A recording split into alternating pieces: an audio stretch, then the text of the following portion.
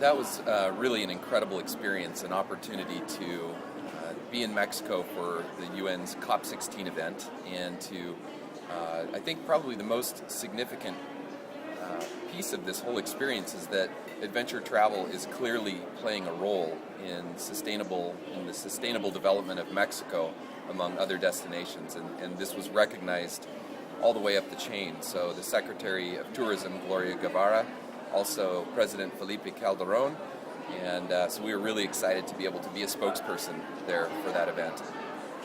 And that resulted in what? Well, the end result was that a lot of the tourism entities, whether it be state or private or federal, inside Mexico have taken a really close look at adventure tourism, and we've seen the interest from that community just rocket up in the last couple of months. So we're in very, very many conversations with a lot of great partners in Mexico in order to follow up on this, because the president himself said adventure travel is a priority for Mexico. Why? What benefits do they get from adventure travel? Well, adventure travel is one of these activities that has a transformative experience on the customer, so that end user ends up going home and saying to themselves, now I see the value of preserving this water or this animal or this, I see what is at stake with losing some of these local cultures.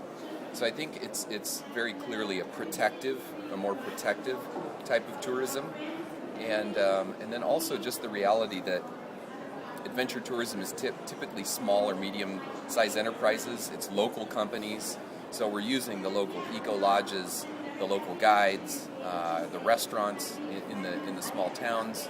So adventure tourism is really a solid force for good in Mexico and in other places.